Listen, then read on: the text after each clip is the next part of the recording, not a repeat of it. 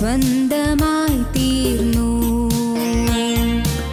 പൂർവിയെ ജയിച്ച ക്രിസ്തുനാഥനിൽ സ്വന്തമായി തീർന്നു.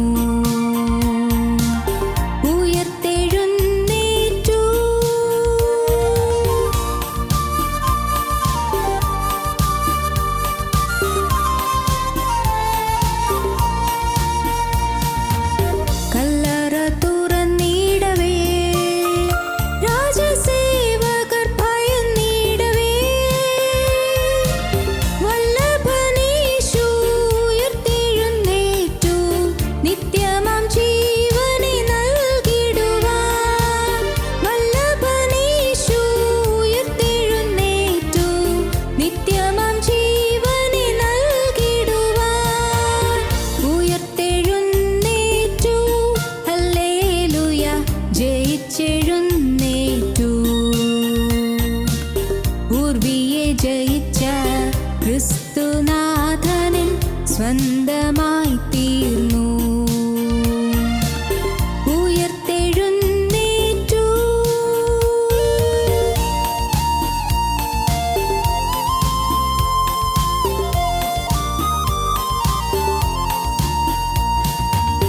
മരണമേ വിഷമെവിടെ, പാതാളമേ ജയമെവിടെ? മരണത്തെ ജയിച്ചവൻ ഉയർത്തെഴുന്നേറ്റു. പാതാള വൈരി ജയിച്ചവനായി. മരണത്തെ ജയിച്ചവൻ ഉയർത്തെഴുന്നേറ്റു. പാതാള വൈരി ജയിച്ചവനായി. ഉയർത്തെഴുന്നേറ്റു. ഹല്ലേലൂയ. ജയിച്ചെഴുന്നേറ്റു. പൂർവിയെ ജയിച്ച ക്രിസ്തുനാഥനിൽ സ്വന്തമായി തീർന്നു. ഉയർത്തെഴുന്നേറ്റു.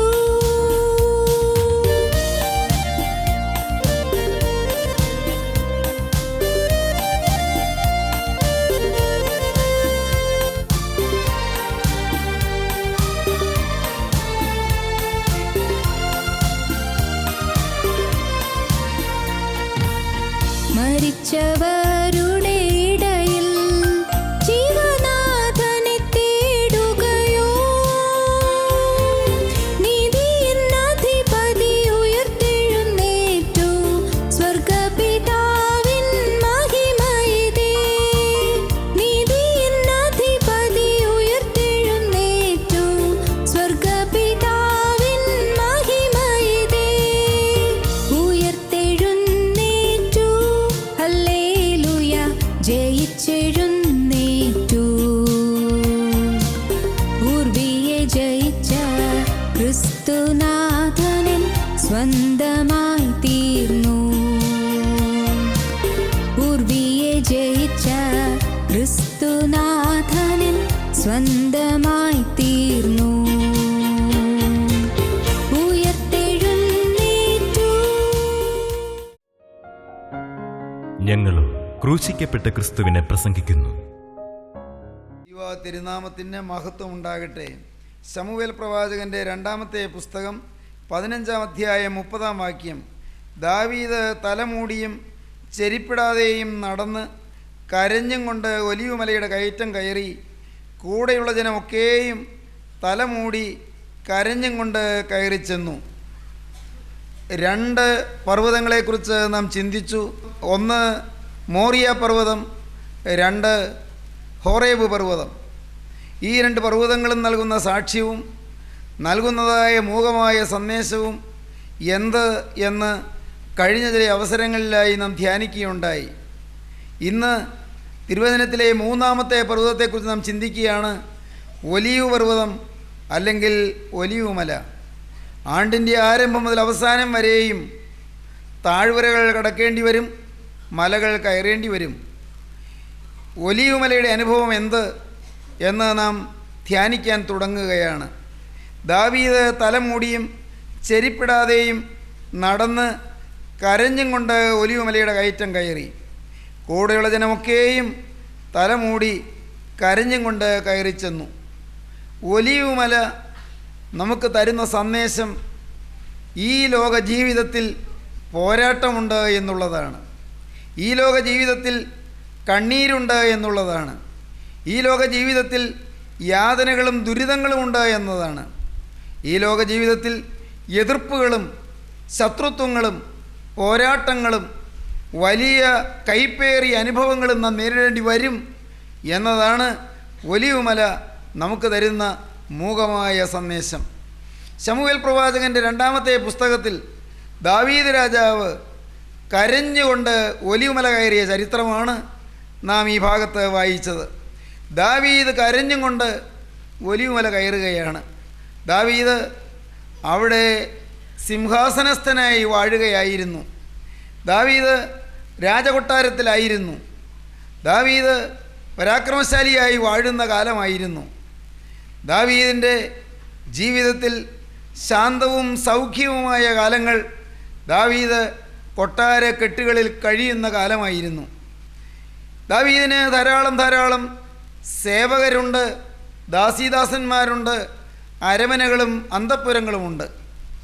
ദാവീദ് നല്ല പ്രതാപശാലിയായി വാഴുന്നതായ ആ കാലത്ത് ദാവീദിന് വന്ന് ഏറ്റവും വലിയ ഒരു കെടുതി സ്വന്തം കുടുംബത്തിൽ നിന്ന് തന്നെ ദാവീദിന് ശത്രുത്വം ഉണ്ടായി എന്നുള്ളതാണ്.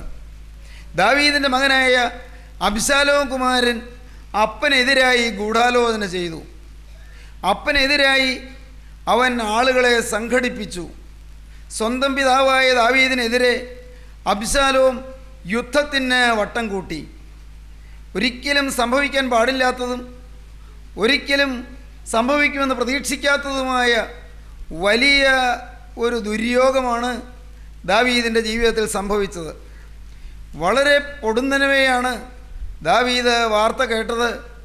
വേഗം ഓടി പുറപ്പെട്ടുകൊള്ളൂ, വേഗം മരണഭീതിയോടെ ഓടി അകന്നുകൊള്ളൂ, അബ്ശാലോം കുമാരൻ ദാവീദിനെ കൊല്ലാൻ സൈന്യവുമായി വരുന്നു എന്ന്. ദാവീദിനെ വധിക്കാൻ അബ്ശാലോം വരുന്നു എന്ന് സൈന്യസന്നാഹത്തോടെ അബ്ശാലോം വരുന്നു.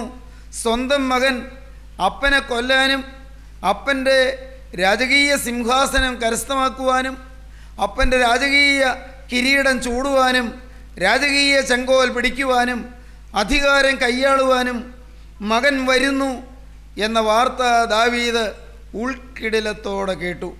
15-ാം അധ്യായം 12-ാം വാക്യം അങ്ങനെയാണ്: അനന്തരം ഒരു ദൂതൻ ദാവീദിൻ്റെ അടുക്കൽ വന്നു, ഇസ്രായേലിൻ്റെ ഹൃദയം അബ്ശാലോമിനോട് യോജിച്ചു പോയി എന്ന് അറിയിച്ചു.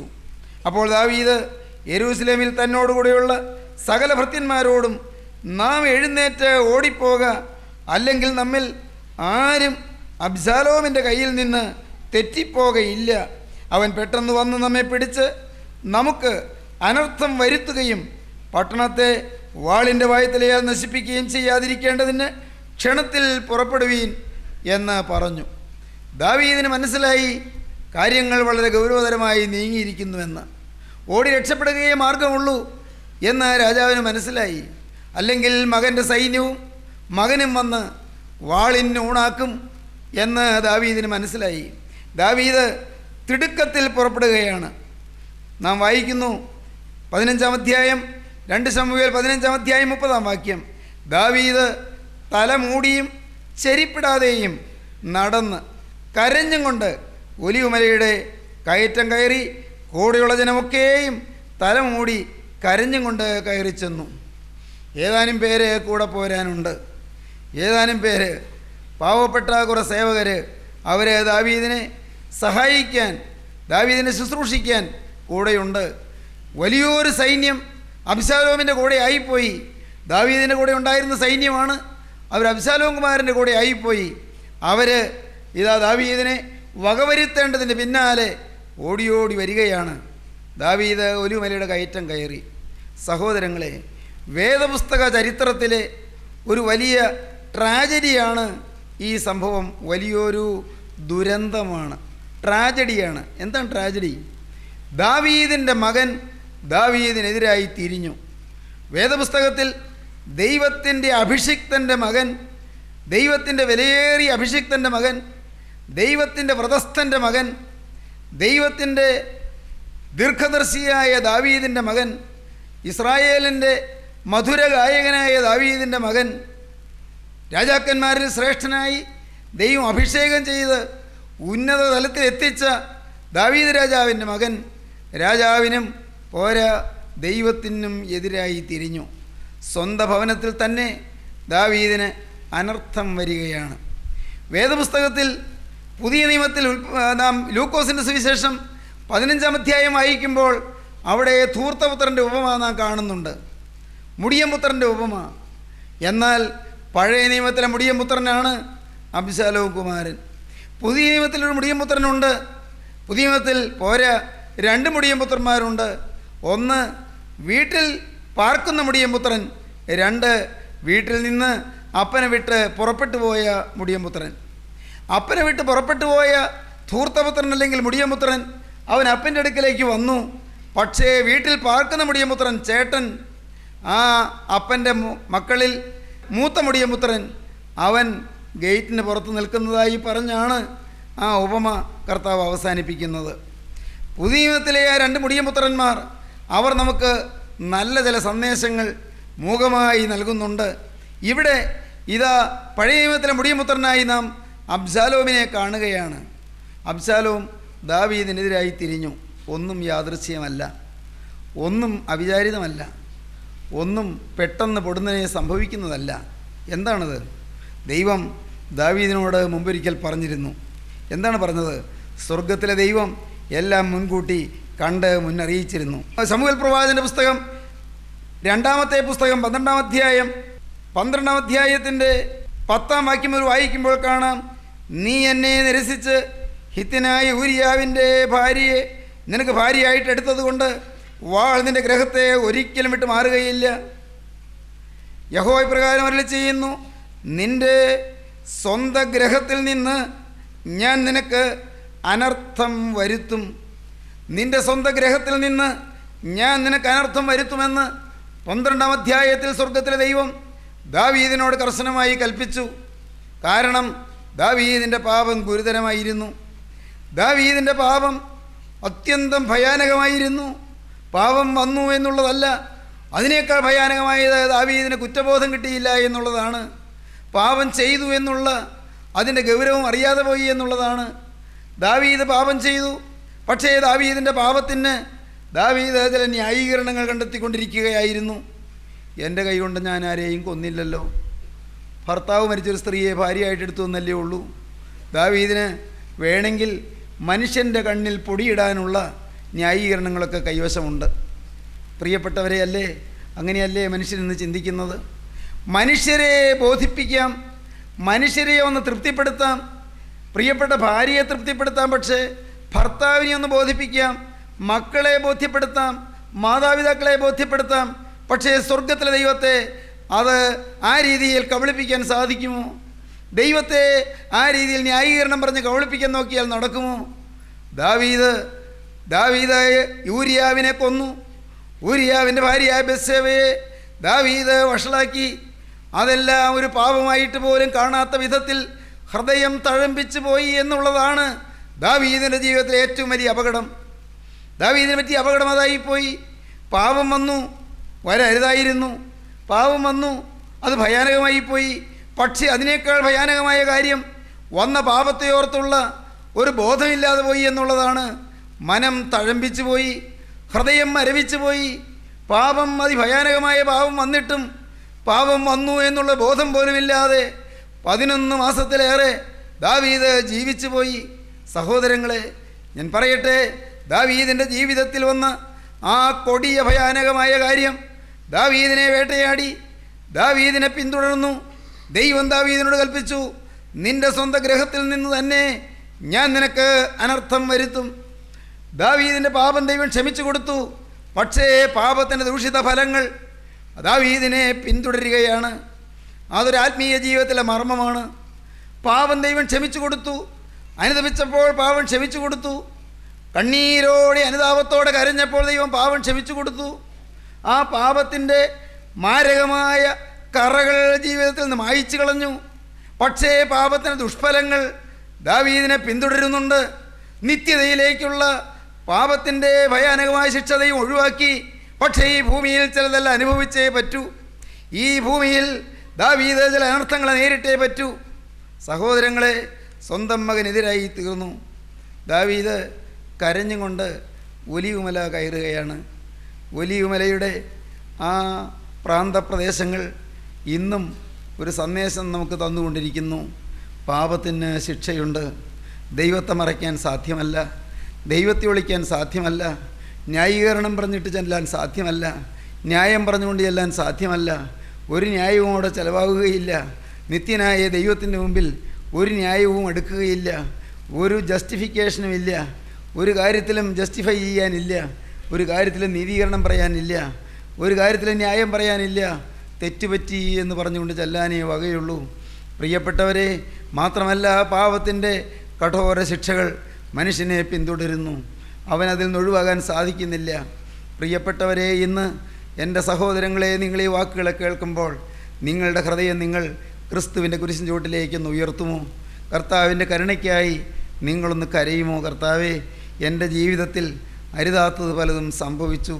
അതിൻ്റെ ദൂഷ്യഫലങ്ങൾ എന്നെയോ എൻ്റെ കുഞ്ഞുങ്ങളെയോ എൻ്റെ തലമുറയെയോ പിന്തുടരാൻ ഇടവരല്ല കർത്താവേ. എൻ്റെ ജീവിതത്തിൽ പണാപകരണങ്ങൾ നടന്നിട്ടുണ്ട് കർത്താവേ. അന്യായങ്ങൾ ചെയ്തിട്ടുണ്ട്. അവിഹിതമായി സമ്പാദിച്ചിട്ടുണ്ട് കർത്താവേ. അഴിമതിക്ക് കൂട്ടു നിന്നിട്ടുണ്ട്. കള്ളക്കേസ് കൊടുത്തിട്ടുണ്ട്. സാക്ഷ്യം പറഞ്ഞിട്ടുണ്ട്. കൊള്ളരുതായ്മയ്ക്ക് കൂട്ടു നിന്നിട്ടുണ്ട്. എൻ്റെ കർത്താവേ, തെറ്റുകളേറെ വന്നുപോയി. പാതകങ്ങൾ പലതും സംഭവിച്ചു പോയി. എൻ്റെ നാവുകൊണ്ട് ഞാൻ നുണ പറഞ്ഞുപോയി കർത്താവേ. ചിലരെ ഞാൻ ദുഷിച്ചു പോയി കർത്താവേ. എൻ്റെ ദൈവമേ, ഞാൻ ചിലർക്കെതിരായി ഞാൻ സംസാരിച്ചു പോയി കർത്താവേ. നീ എനിക്ക് തന്ന നാവ് നിന്നെ സ്തുതിക്കാനും നിന്നെ സാക്ഷിക്കാനും ഉള്ളതാണ്. നിന്നെ സ്തുതിക്കുക, നിന്നെ സാക്ഷിക്കുക എന്ന ഒരേ ഒരു ലാക്കോടെ നീ എനിക്ക് തന്ന ഈ നാവ് കർത്താവേ, ഞാൻ നുണ പറയാനും മറ്റുള്ളവർ ദുഷിക്കാനും അപവാദം പറഞ്ഞ് പരത്താനും എൻ്റെ കർത്താവേ, ഞാൻ ദൈവത്തെങ്കിലേക്ക് ചിലരെ അടുത്തു ചെല്ലുന്നവരെ തടുക്കാനും ഞാൻ ഉപയോഗിച്ചു പോയി കർത്താവേ. എനിക്ക് നീ മാപ്പ് തരുമോ? എന്നെ എൻ്റെ പാപം പിന്തുടരല്ലേ കർത്താവേ. എൻ്റെ ജീവിതത്തിൽ പാപത്തിൻ്റെ ഭയാനകമായ കെടുതികൾ എൻ്റെ പിറകെ വരല്ലേ. ദൈവത്തിന് സ്തോത്രം. പിശാചിനെ നീ തടുക്കണമേ. വൈരിയെ നീ തടുക്കണമേ. ദുരാത്മാക്കളെ നീ തടുക്കണമേ. പൈശാചിക സേനയെ നീ തടുക്കണമേ കർത്താവേ. എൻ്റെ പാപം നീ ക്ഷമിച്ച് സാത്താൻ്റെ ഉരുക്കുമുഷ്ടിയിൽ നിന്ന് എന്നെ നീ വിടുവിക്കണമേ. അവൻ എന്നെ വേട്ടയാടി വരുന്നല്ലോ നാഥ. പൈശാചികൻ എന്നെ വല വീശിയിരിക്കുന്നല്ലോ. അവൻ എന്നെ വലയിൽ കുടുക്കിയിരിക്കുന്നല്ലോ. അവൻ എന്നെ കെണിയിൽ പെടുത്തിയിരിക്കുന്നുവല്ലോ. അവൻ നാഥ എന്നെ കുടുക്കിലാക്കിയല്ലോ. അവൻ്റെ കുരുക്കിൽ ഞാൻ പെട്ടുപോയല്ലോ കർത്താവേ. എനിക്ക് നഷ്ടങ്ങൾ വരാതെ, കഷ്ടങ്ങൾ വരാതെ, നാശങ്ങൾ വരാതെ, അപകടങ്ങൾ വരാതെ, ശാപങ്ങൾ വരാതെ, നാഥ എൻ്റെ ജീവിത ചെയ്തികൾക്ക് തിരിച്ചടികൾ വരാതെ നാഥ നീ എനിക്ക് തടയിടണമേ.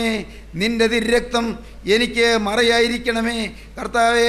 നിൻ്റെ ജയമുള്ള സ്ലീവ എനിക്ക് ഒളിവിടമായിരിക്കണമേ. നിൻ്റെ തിരുവിലാവ് എനിക്ക് അഭയസ്ഥാനമായിരിക്കണമേ നാഥ. നിൻ്റെ തിരുരക്തം എനിക്ക് ചുറ്റും വലയമായി നിൽക്കണമേ. എൻ്റെ പാപം എൻ്റെ പിറകെ വരല്ലേ കർത്താവേ. അതെൻ്റെ മക്കളെ ദ്രോഹിക്കല്ലേ. എൻ്റെ കുഞ്ഞുങ്ങൾക്ക് അപകടം വരല്ലേ. എൻ്റെ തലമുറയ്ക്ക് ദോഷം സംഭവിക്കല്ലേ. എൻ്റെ ഭാവികാല തലമുറയ്ക്ക് കെടുതി വരാൻ എൻ്റെ പാപം കാരണമാകല്ല കർത്താവേ. ഞാൻ ഒരാൾ ചെയ്തു പോയ പാപം കൊണ്ട് എൻ്റെ തലമുറകൾ നശിക്കാനിടയാകല്ലേ. തലമുറകൾ മുടിയാനിടവരല്ലേ. ഞാൻ എൻ്റെ ജീവിതത്തിൽ വന്നുപോയ പാപത്തിൻ്റെ ഭീകരമായ ആ പ്രതിപ്രവർത്തനങ്ങൾ, റിയാക്ഷൻസ് എൻ്റെ മക്കളുടെ മേൽ വന്ന് നിവേദിക്കാൻ ഇടവരല്ലേ കർത്താവേ. ഇവിടെ വെച്ച് എൻ്റെ പാപത്തിൻ്റെ ശാപങ്ങളെ തടുത്ത് മാറ്റണമേ കർത്താവേ. പാപത്തിൻ്റെ ശാപങ്ങളെ അവിടുന്ന് ഒഴിവാക്കി തരണമേ. പാപത്തിൻ്റെ കറകളെ കഴുകിത്തരണമേ. എൻ്റെ ജീവിതത്തിൽ വന്നുപോയ തിന്മകൾ, പുറത്തു പറയാൻ ലജ്ജിക്കുന്നതായ പാപങ്ങൾ, ലജ്ജാവഹമായ കാര്യങ്ങൾ നാഥ, എൻ്റെ ജീവിതത്തിലെ പണാപകരണ കാര്യങ്ങൾ, കള്ളക്കണക്ക് എഴുതിയത്, കള്ളക്കേസ് കൊടുത്തത്, എൻ്റെ ദൈവമേ കള്ളത്തരത്തിന് കൂട്ടുനിന്നത് കർത്താവെ, അഴിമതിക്ക് കൂട്ടുനിന്നത് കർത്താവെ, കള്ളക്കച്ചവടം ചെയ്തത്, പാർട്ട്ണറെ ചതിച്ചത് ദൈവമേ, അനേകം തെറ്റുകൾ എൻ്റെ ജീവിതത്തിൽ സംഭവിച്ചു പോയി. മോഷണം ചെയ്തത്, കവർച്ചകൾ നടത്തിയത് നാഥ, പലതും സംഭവിച്ചു പോയി. അതെല്ലാം എൻ്റെ മക്കളിലേക്ക് പകരല്ലേ. എനിക്ക് നീ സമാധാനം തരണമേ. എനിക്ക് നീ മോചനം തരണമേ. ദൈവജനമേ കരയുവീൻ, നിങ്ങൾ അനുഭവിക്കുവീൻ. ദാവീദ് തലമൂടി കരഞ്ഞുകൊണ്ട് ഒലിവുമലയുടെ കയറ്റം കയറി. ചെരുപ്പിടാൻ പോലും ഒത്തില്ല. ഓടിയിറങ്ങിയപ്പോൾ ചെരുപ്പെടുക്കാൻ പോലും പറ്റിയില്ല. പാവം രാജാവ്. നല്ല സപ്രപഞ്ചക്കട്ടിൽ കിടന്നുറങ്ങിയ രാജാവ്, നല്ല സുശോഭനമായ നല്ല ശീതീകരണ മുറിയിൽ കിടന്നുറങ്ങിയ രാജസമ്പന്നൻ ഇതാ തലമൂടി കല്ലും മുള്ളുമുള്ള ആ ഒലിവ് മലയുടെ കയറ്റം കയറി നടന്നു പോവുകയാണ്. കിതച്ച് കിതച്ച് കയറുകയാണ്, പ്രാഞ്ചി നടക്കുകയാണ്, അങ്ങ് വേച്ച് പോവുകയാണ്. എന്നിങ്ങനെ ജീവരക്ഷാർത്ഥം ഓടുകയാണ്. ദൈവത്തിന് സ്തോത്രം. ദാവീദ് തലമുടിയും ചെരിപ്പിടാതെയും നടന്ന് കരഞ്ഞും കൊണ്ട് ഒലിവലയുടെ കയറ്റം കയറി. കൂടെയുള്ള ജനമൊക്കെയും തലമൂടി കരഞ്ഞും കൊണ്ട് കയറി ചെന്നു. ദൈവത്തിന് സ്തോത്രം. ദൈവത്തിൻ്റെ വലിയ നാമം മഹത്വപ്പെടട്ടെ. സഹോദരങ്ങളെ, നിങ്ങൾ ഓർത്തുകൊള്ളൂ, ഒലിവുമല തരുന്ന പാഠം പാപത്തിന് ശിക്ഷയുണ്ട് എന്നാണ്. ഒലിവുമല തരുന്ന മറ്റൊരു പാഠം പാപത്തിൻ്റെ പോരാട്ടം പിന്നാലെ വരുന്നു എന്നാണ്. പോരാടുന്ന ശത്രു പിറകെ വരുന്നുണ്ട്, എതിരാളി പിറകെ വരുന്നുണ്ട്. ദൈവത്തിന് സ്തോത്രം. നമുക്ക് പുതിയ നിയമത്തിലേക്കൊന്ന് വരാം. പത്രോസിൻ്റെ 1-ാമത്തെ ലേഖനം 5-ാം അധ്യായത്തിൽ അപ്പോസ്തലൻ എന്താണ് പറയുന്നത്? ഉണർന്നിരിപ്പീൻ എന്നാണ് പറയുന്നത്. എന്താണിന്ന് ഉണർന്നിരിക്കാൻ കാരണം? ഉണർന്നിരിപ്പീൻ, നിങ്ങളുടെ പ്രതിയോഗിയായ പിശാച് അലറുന്ന സിംഹം എന്ന പോലെ ആരെ വിഴുങ്ങേണ്ടു എന്ന് തിരിഞ്ഞ് ചുറ്റി നടക്കുന്നു. 1 പത്രോസ് 5-ാം അധ്യായം 8-ാം വാക്യം. ഉണർന്നിരിപ്പീൻ, നിങ്ങളുടെ പ്രതിയോഗിയായ പിശാച് അലറുന്ന സിംഹം എന്ന പോലെ ആരെ വിഴുങ്ങേണ്ടു എന്ന് ചുറ്റിത്തിരിഞ്ഞ് നടക്കുന്നു. ഇങ്ങനെ നോക്കി നടക്കുകയാണ്. ആരെയാണ് വിഴുങ്ങേണ്ടത്? ദൈവത്തിന് സ്തോത്രം. പഴുതുണ്ടോ? ആരിലാണ് പഴുത്? സ്നേഹിതരെ, പഴുത് കൊടുക്കരുത് കേട്ടോ. പിശാചിനിടം കൊടുക്കരുത്. ഇടം കൊടുത്തു പോയോ, ആ ഇടം ഇപ്പോഴേ നിങ്ങൾ അടച്ചുകൊള്ളണം. എവിടെ അപഹരണം നടന്നോ, എവിടെ കള്ളത്തരം നടന്നോ, എവിടെ അത്യാഗ്രഹമുണ്ടായോ, എവിടെ കൊള്ളലാഭമുണ്ടായോ, പ്രിയപ്പെട്ടവരെ, അവിടെയെല്ലാം പിശാചുക്കൾ നുഴഞ്ഞു കയറും. അതെല്ലാം പിശാചിന് കിട്ടിയ പഴുതുകളാണ്. മകനേ, നിൻ്റെ ജീവിതത്തിൽ പിശാചിന് നീ എവിടെയാണ് ഇടം കൊടുത്തത്? മകളെ, നിൻ്റെ ജീവിതത്തിൽ സാത്താന് നീ എവിടെയാണ് പഴുത് കൊടുത്തത്? സൂക്ഷിച്ചുകൊള്ളൂ. ആ പഴുതടയ്ക്കുവാൻ രക്ഷകനോട് നീ പ്രാർത്ഥിച്ചുകൊള്ളൂ. ഉടയവനോട് നീ കരഞ്ഞുകൊള്ളൂ. കർത്താവേ, ഞാൻ ശത്രുവിന് ഇടം കൊടുത്തുപോയി. ഇന്ന കാര്യത്തിൽ ഞാൻ പിശാചിന് അവകാശം കൊടുത്തുപോയി. വൈരിയായ പിശാച് അലറുന്ന സിംഹം എന്ന പോലെ എന്നെ വിഴുങ്ങുവാൻ ചുറ്റിത്തിരിഞ്ഞു വരുമ്പോൾ അവൻ എന്നെ കിട്ടാതിരിക്കാൻ നാഥാ, നിന്റെ തിരുരക്തത്തിൻ്റെ വളപ്പിനുള്ളിൽ എന്നെ സംരക്ഷിക്കണമേ. നിന്റെ സങ്കേത നഗരത്തിനുള്ളിൽ എന്നെ പരിപാലിക്കണമേ. നിന്റെ തിരുവിലാവിൽ നീ എന്നെ ഒളിപ്പിക്കണമേ. ദൈവജനമേ, സദ്വർത്തമാനം നിങ്ങൾ അറിയിക്കട്ടെ. ഏതേതെല്ലാം അവസരങ്ങളും അവകാശങ്ങളും പിശാചിന് കൊടുത്തെങ്കിലും, ഏതെല്ലാം പഴുതുകൾ പിശാചിനുണ്ടെങ്കിലും, ഒരു കാര്യം നിങ്ങൾ ഇന്നു മുതൽ, കർത്താവേ, ഞാൻ നിൻ്റെ പ്രിയ പൈതലായി, നിൻ്റെ വിശുദ്ധ പൈതലായി, ഞാൻ നിൻ്റെ പ്രിയപ്പെട്ട അടിമയായി വിശ്വസ്തയോടെ വിശുദ്ധിയോടെ ഒരു പുതിയ ജീവിതം ഞാൻ നയിക്കുമെന്ന് നിങ്ങൾ തീരുമാനിച്ച് വന്നുപോയ പാപത്തിൻ്റെ മോചനത്തിന് വേണ്ടി നിങ്ങൾ അഭയയാചന ചെയ്യുമെങ്കിൽ, കർത്താവായ യേശു ക്രിസ്തുവിൻ്റെ തിരുരക്തം വന്ന് നിങ്ങൾക്ക് ചുറ്റും വലയം സൃഷ്ടിക്കും. നിങ്ങൾക്ക് ചുറ്റും കോട്ട കെട്ടും. ദൈവത്തിന് സ്തോത്രം. നിങ്ങൾക്ക് ചുറ്റും അവൻ ദുർഗവും ശരണവും കോട്ടയും രക്ഷയുമായി നിൽക്കും. അവൻ രക്ഷയിൻ പാറ എന്ന് പാടുവാൻ നിങ്ങൾക്ക് കഴിയും. യേശുവിൻ്റെ തിരുരക്തം മറച്ചു തരും. ലംഘനം ക്ഷമിച്ചും പാപം മറച്ചും കിട്ടിയവൻ ഭാഗ്യവാൻ. പാപം മറച്ചു തരും. എൻ്റെ സ്നേഹിതരെ, ഞാൻ വിനയപൂർവ്വം നിങ്ങളോടൊന്ന് പറയട്ടെ, ഒരു മനുഷ്യൻ ലഭിക്കാവുന്ന ഏറ്റവും വലിയ ഭാഗ്യം ജീവിതം മുഴുവൻ കഴുകിക്കിട്ടുക എന്നുള്ളതാണ്. അകവും പുറവും കഴുകിക്കിട്ടുക എന്നുള്ളതാണ്. ഞാൻ നിങ്ങളോട് ഒരിക്കൽ പറഞ്ഞില്ലേ, ഈ കോൺഷ്യസ് മൈൻഡ് മാത്രമല്ല, സബ് കോൺഷ്യസ് മൈൻഡും കഴുകപ്പെടണം, അൺകോൺഷ്യസ് മൈൻഡും കഴുകപ്പെടണം. മനസ്സിന് 3 തലങ്ങളുണ്ടെന്നൊക്കെയാണ് സൈക്കോളജിസ്റ്റ് പറയുന്നത്. 3 തലങ്ങളുണ്ട്. കോൺഷ്യസ് മൈൻഡ്, ബോധതലം, ബോധമനസ്സ്. സബ് കോൺഷ്യസ് മൈൻഡ്, ഉപബോധ മനസ്സ്. അൺകോൺഷ്യസ് മൈൻഡ്, അബോധ മനസ്സ്. പ്രിയപ്പെട്ടവരെ, ചിലതെല്ലാം നമ്മുടെ ജീവിതത്തിൽ വന്നത് അങ്ങ് മാറി താണ് സബ് കോൺഷ്യസ് മൈൻഡിലേക്ക്, ഉപബോധ മനസ്സിലേക്ക് താണ് ചെല്ലും. മറന്നുപോയി, ബോധമനസ്സിലില്ല, പക്ഷേ അത് ഉപബോധ മനസ്സിൽ കിടപ്പുണ്ട്. അതാണ് ചിലപ്പോൾ സ്വപ്നങ്ങളായി പുറത്തു വരുന്നത്. ആന കുത്താൻ വരുന്നത്, പാമ്പ് കടിക്കാൻ വരുന്നത്, അല്ലെങ്കിൽ ഏതെങ്കിലും വലിയ ഭയങ്കരങ്ങളായ അപകടങ്ങൾ വരുന്നതായി കാണുന്നത്, സ്വപ്നങ്ങളായി വരുന്നത്. അതെല്ലാം വാസ്തവത്തിൽ നമ്മുടെ ഉപബോധ മനസ്സിൽ അടിഞ്ഞുകൂടിയ നമ്മുടെ തന്നെ ജീവിതത്തിൻ്റെ സ്വഭാവങ്ങളും ചെയ്തികളുമാണ് അവിടെ ചെന്ന് അടിഞ്ഞുകൂടിയത്. ഫ്രോയിഡ് എന്ന് പറയുന്ന ഒരു വലിയ മഹാശാസ്ത്രജ്ഞനുണ്ടായിരുന്നു, വലിയ മനഃശാസ്ത്രജ്ഞൻ. അദ്ദേഹം ഈ സ്വപ്നങ്ങളെക്കുറിച്ച് പഠനം നടത്തിയിട്ട് അദ്ദേഹം പറഞ്ഞത്, ഉപബോധ മനസ്സിൽ അടിഞ്ഞുകൂടിയ സെക്ഷുവൽ ഇൻസ്റ്റിങ്സ് ആണ് അധികവും സ്വപ്നങ്ങളായി വരുന്നത്. എല്ലാം സെക്ഷുവൽ അല്ല, എങ്കിലും അധികവും സെക്ഷുവൽ ഇൻസ്റ്റിങ്സ് എന്ന് പറഞ്ഞാൽ ലൈംഗിക വാസനകൾ, മനുഷ്യൻ്റെ അടിച്ചമർത്തപ്പെട്ട ലൈംഗിക ആസക്തികളാണ് സ്വപ്നമായി വരുന്നത്, പാമ്പായിട്ടും ആനയായിട്ടും എല്ലാം വരുന്നത്. പ്രിയപ്പെട്ടവരെ, പുറമേ ഒന്നുമില്ല സബ് കോൺഷ്യസിൽ. ദൈവത്തിന് സ്തോത്രം. ചിലതോ അൺകോൺഷ്യസ് മൈൻഡിലേക്ക് ഇങ്ങ് താണ് കിടക്കും, ബോധമനസ്സിലേ ഇല്ല, മറന്നങ്ങ് പോയി. എന്നാൽ ദൈവത്തിന് സ്തോത്രം, നിങ്ങളോട് ഞാൻ പറയട്ടെ, ഈ ജീവിതം ക്രിസ്തുവിന് സമർപ്പിച്ച് ഇന്നു മുതൽ ഞാനൊരു വിശുദ്ധനാകും എന്നുള്ള തീരുമാനത്തോടെ ക്രിസ്തുവിൻ്റെ തിരുരക്തത്തിലേക്ക് നിങ്ങളെ തന്നെ ഏൽപ്പിച്ചാൽ, ക്രൂശൻ ചുവട്ടിൽ നിങ്ങളെ തന്നെ സമർപ്പണം ചെയ്ത് മരണത്തോളം ഇനി ഞാനൊരു വിശുദ്ധനായി ജീവിക്കുമെന്ന് ദൈവത്തോട് വാക്ക് പറഞ്ഞാൽ, പ്രിയപ്പെട്ടവരെ കേൾക്കണമോ, നിങ്ങളുടെ കോൺഷ്യസ് മൈൻഡ് കർത്താവ് കഴുകിത്തരും, രക്തം കൊണ്ട് പൊതിഞ്ഞു തരും. നിങ്ങളുടെ സബ് കോൺഷ്യസ് മൈൻഡ് കർത്താവ് കഴുകിത്തരും, തിരുരക്തം കൊണ്ട് പൊതിഞ്ഞു തരും. നിങ്ങളുടെ അൺകോൺഷ്യസ് മൈൻഡും കർത്താവ് കഴുകിത്തരും, തിരുരക്തം കൊണ്ട് പൊതിഞ്ഞു തരും.